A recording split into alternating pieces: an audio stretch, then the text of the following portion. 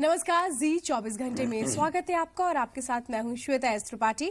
आप देख रहे हैं हमारा खास शो मेडिटेशन एक ऐसा शो है जिसमें आप ध्यान के हर पहलू से ना सिर्फ वाकिफ होंगे बल्कि हमारे साथ ध्यान में शामिल भी हो सकते हैं।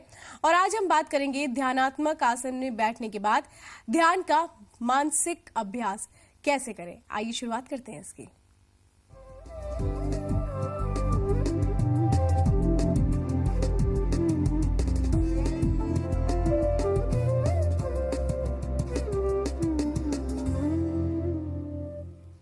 और हमारे साथ खास मेहमान जुड़े हुए हैं। योग गुरु पद्मश्री भारत भूषण जी हमारे साथ जुड़ चुके हैं। स्वागत है आपका। जी धन्यवाद। तो ध्यान का मानसिक अभ्यास करना भी हम इनसे जानेंगे, लेकिन उससे पहले आपको दिखाते हैं क्या होती है विश्व शक्ति और कैसे ये हमारी जिंदगी में संतुलन बनाए रखने के लिए जरूरी है। इस पूरी सृष्टि के हम एक छोटे से कण हैं। हम सबकी एक ही खोज है, अच्छा स्वास्थ्य, ज्ञान, सौभाग्य, शांति और शक्ति। मतलब हर समय, हर हाल में सुख और शांति की कामना। ये पाने के लिए हर शख्स कड़ी मेहनत करता है। क्या हम ये सब हासिल कर सकते हैं? जी हां, ये हासिल की जा सकती है।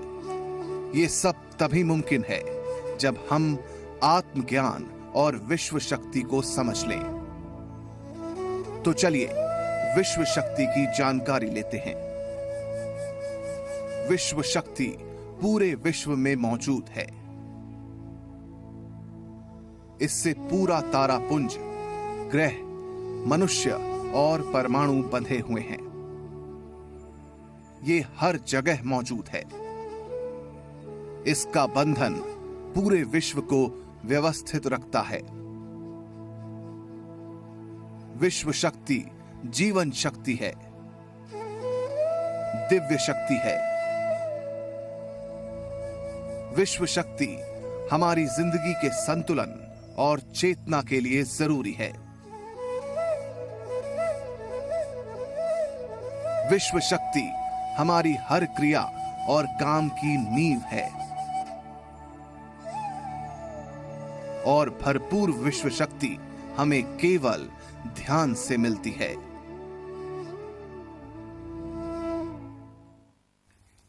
और हमारे साथ खास मेहमान इस वक्त स्टूडियो में जुड़े हुए हैं।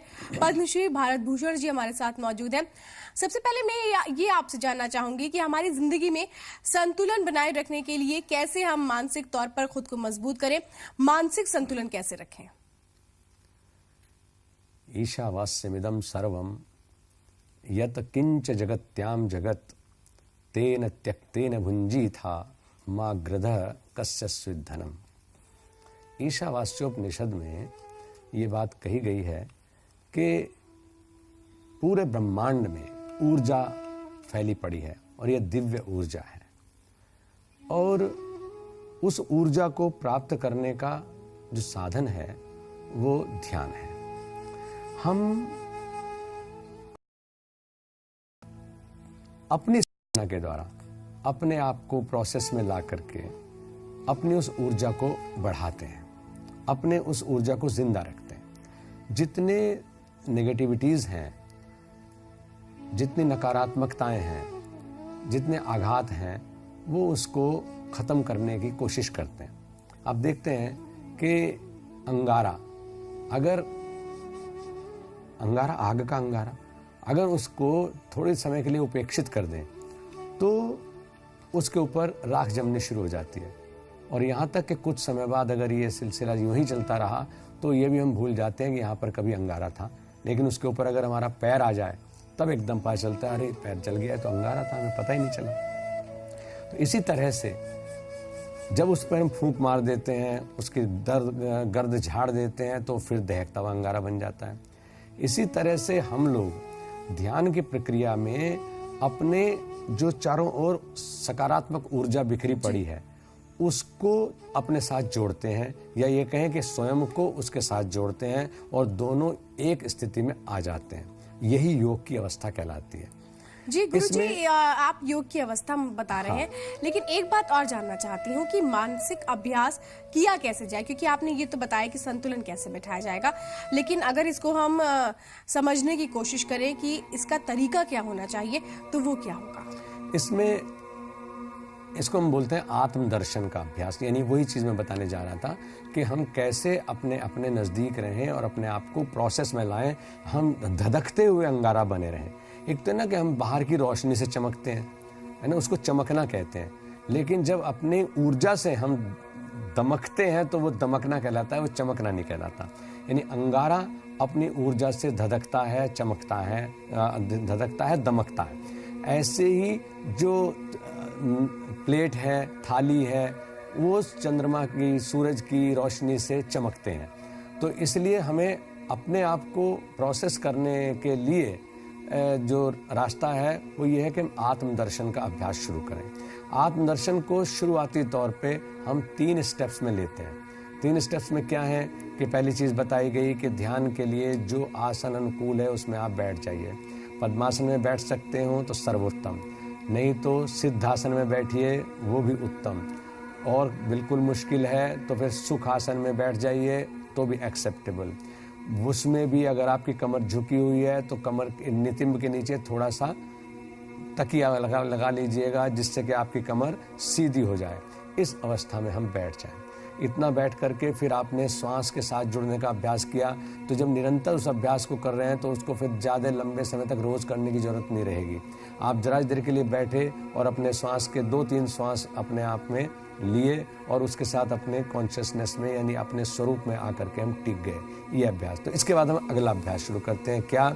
आत्मदर्शन 3 स्टेप्स में कि हम कौन थे, क्या हो गए हैं और क्या होंगे अभी। क्योंकि जब तक इसको हम नहीं जानेंगे, बंदर भी अगर एक पेड़ से दूसरी डाली के ऊपर छलांग लगाता है तो पहले वर्तमान डाली को वो तोल करके देख लेता है, उस पर 1-2 बार झटके लेता है और फिर वो एक उसकी ताकत के हिसाब से छलांग लगाता है।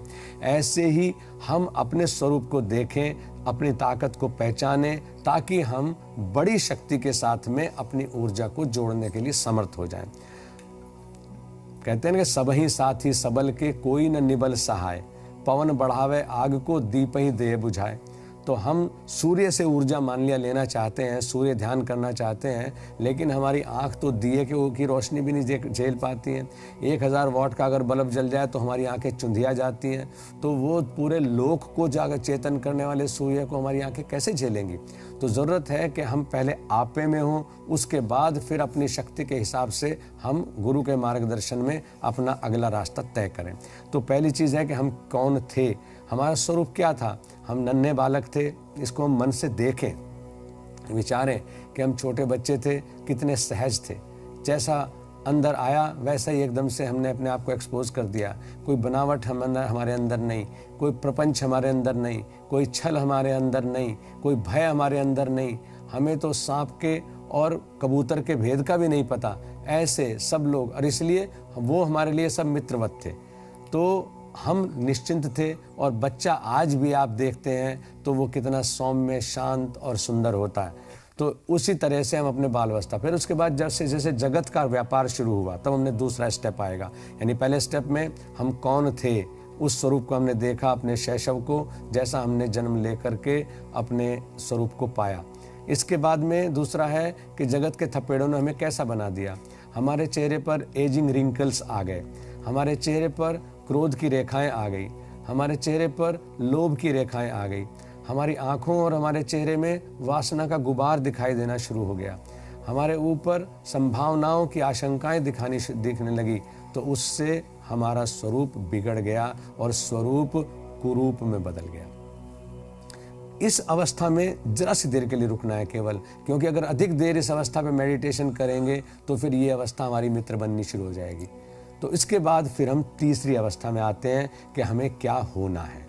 तो पहले स्टेप में हमने 2 मिनट के लिए अपने कौन थे यानी शैशव को देखा, जो निर्भय है, निर्लेप है, सहज है, शांत है,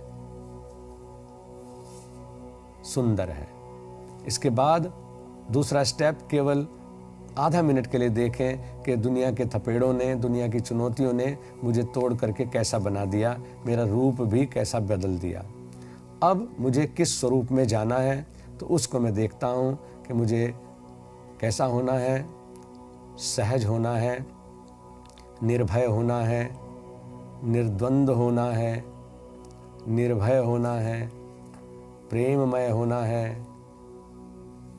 आनंदमय होना है, शांत होना है, परम शांत होना है। इस तरह से जब हम लेंगे तो हमारे ऊपर निर्भयता, निर्द्वंदता, निश्चलता, प्रेम, आनंद और शांति, ये भाव हमारे सिस्टम्स में जो विकृतियाँ आई हैं उनको हटाते चले जाएंगे और उसके परिणाम स्वरूप हमारे जो मुखमंडल पर भी विकृति दिखाई देने लगी हैं उन रेखाओं को भी धीरे धीरे हटाना शुरू कर देंगे। इस अवस्था में जब हम थोड़ी देर टिक रहे हैं, पहले शैशव वाली अवस्था, फिर उसके बाद विकृत अवस्था, बहुत जरा सी देर के लिए उसको देखना, और उसके बाद जो प्राप्तव्य है उस अवस्था में अपने आप को अधिकतम देर ठहराना। तो उसके बाद क्या है कि श्वास के साथ में हम अपने आप को जोड़ देंगे, जिसका अभ्यास पहले दिन से और आज तक आप करते चले आ रहे हैं कि नासिका से नाभि पर्यंत सहज बहते हुए श्वास को हम देखेंगे। यानी जितनी देर तक हम अपने श्वास के साथ अपनी अवेयरनेस को जोड़ेंगे, उतनी देर तक हमारा पूरा व्यक्तित्व हमारी उस अवस्था में बना रहेगा जिस अवस्था में हम पहुंचना चाहते हैं। यानी वो शांत रहेगा, निर्भय रहेगा, निर्द्वंद रहेगा और प्रेम और आनंद में रहेगा। तो उस सिस्टम को उस अवस्था में छोड़ करके हम वहाँ से हट करके अपने केवल श्वास के प्रवाह के साथ आ गए हैं। यानी शरीर के ऊपर और सिस्टम्स के ऊपर उस ध्यान का प्रभाव पड़ना शुरू हो गया है। इस स्थिति में रुके हुए हम फिर धीरे से अपने मंत्र को, जिसका 3 दिन पहले मैंने आपको बताया था कि ओम को किस प्रकार से हम उच्चारण करते हैं, उसका अभ्यास हम शुरू करेंगे कि हम नाभि पर्यंत पूरक करेंगे और फिर ओम का 13 बार उच्चारण करेंगे। सर्वसिद्धा त्रयोदशी 13 बार उच्चारण ओम का जो करेंगे तो उसमें बताया गया कि ये नाभि हमारा फीडिंग सेंटर है। यानी यहाँ से पूरे शरीर का संतुलन बना रहता है। पूरे शरीर को कुपोषण से हम बचाए रख सकते हैं। और इसके अलावा जो कंट्रोलर सिस्टम है वो हमारा कपाल क्षेत्र है, जिसको हम बोलते हैं शीर्ष भाग। तो उस स्थान तक इसका प्रभाव जाएगा। 13 बार इसका उच्चारण करने के बाद में ओंकार ध्वनि का पूरा सांस भर करके एक बार मैं उच्चारण करके फिर बताता हूं।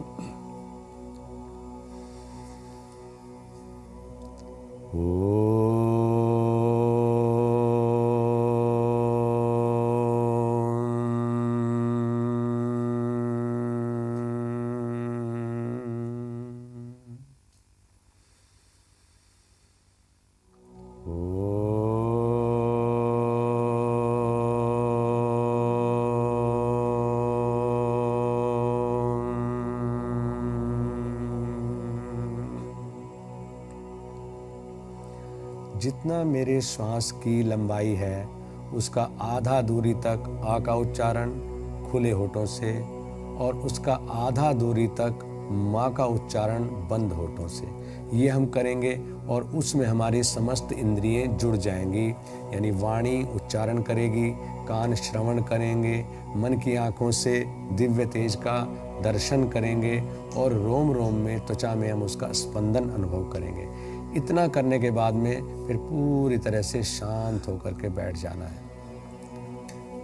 ये हमारा आज का उपक्रम है जिसको हम शुरू करेंगे। यानी आत्मदर्शन ध्यान की शुरुआत 3 स्तर से कि कौन थे, क्या हो गए हैं और क्या होंगे अभी। क्योंकि अगर आप ध्यान की साधना में नहीं लगेंगे तो फिर जो बिगड़ने का प्रोसेस है, जो डाइंग प्रोसेस है, जो डिकेइंग प्रोसेस है, वही बढ़ता चला जाएगा और हम नकारात्मक शक्तियों में खो जाएंगे। इसके अलावा जब हम इस प्रोसेस में आते हैं तो उसके बाद में सब पॉजिटिविटीज़ हमारी मित्र हो जाती हैं और हम वेद कहता है कि सर्व आशा मम मित्रा भवन्तु, कि सारी जो सकारात्मक शक्तियाँ, क्योंकि 10 दिशाएं होती हैं और 10 में मंत्र भी बोलते हैं। जब रक्षा मंत्र हम जिस समय ध्यान के लिए बैठते हैं, साधना के लिए बैठते हैं, यज्ञ करने के लिए बैठते हैं, तो पहले हम अपने आप को सेफ महसूस करते हैं और रक्षा मंत्र वहाँ पर बोलते हैं, पूर्वे रक्षतु वाराह, आग्नेयाम गरुड़ध्वज, दक्षिणे पद्मनाभस्तु, नैऋत्यम मधुसूदन, पश्चिमे चैव गोविंदो, वायव्यातु जनार्दन, उत्तरे श्रीपति रक्षे दैशान्यायी महेश्वर, ऊर्ध्वम रक्षतु वो धाता, अधो अनंतश्च रक्षतु, अनुक्तमपि यतस्थानम रक्षत्वीशो ममाद्रिधक, अपसर्पन्तु ते भूता ये भूता भूमि संस्थिता, ये भूता विघ्न करता रस्ते गच्छन्तु शिवाज्ञा, अपक्रामन्तु भूतानि पिशाचा सर्वतो दिशम, सर्वेषाम अविरोधेन ध्यान कर्म समारभे। हम ध्यान के लिए बैठते हैं तो सब तरफ सुरक्षित। और ये जो 10 दिशाएं हैं, ये जैसा कि अभी मैंने ईशावास्योपनिषद का उदाहरण देकर के बताया कि जो जर्रा जर्रा में ईश्वर का वास है, दिव्यत्व का वास है, ऊर्जा का वास है।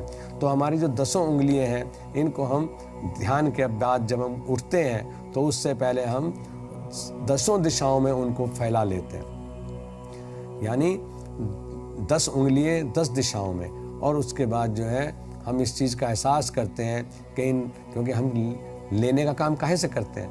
हाथों से करते हैं, लेन देन हाथों से करते हैं। आप कहते हैं गुरुजी सिर पे हाथ रख दो, आशीर्वाद दे दो। मम्मी मेरे सिर पे हाथ रख दो, मैं इम्तहान देने जा रही हूँ, आशीर्वाद मुझे दे दो। किसी से याचना करते हैं तो हम हाथों से ग्रहण करते हैं। तो ये जो हमारे मेडिकल साइंस भी ये मानती है कि हमारे जो फिंगर टिप्स हैं, अंगुलियों के जो अंतिम छोर हैं, ऐसे जो पद तल हैं, यानी उनसे हम लेन देन का काम कर सकते हैं। हमारे शरीर के पूरे जो एंडिंग पॉइंट्स हैं वो पूरे शरीर तक उनकी पकड़ है। तो हम इनको जब हम 10 दिशाओं में फैला देते हैं, ये हमारे वो एंटीनाज हैं, जिन एंटीनाज से हम रिसेप्टिव एंड पे आ जाते हैं।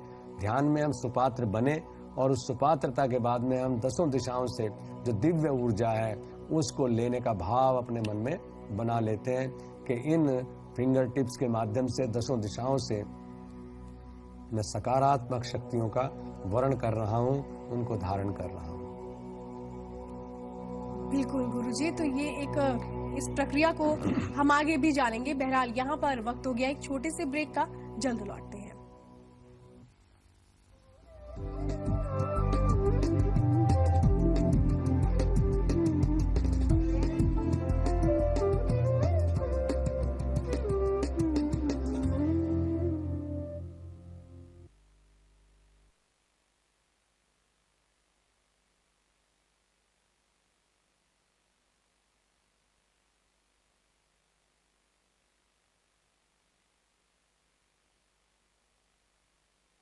बताइए उस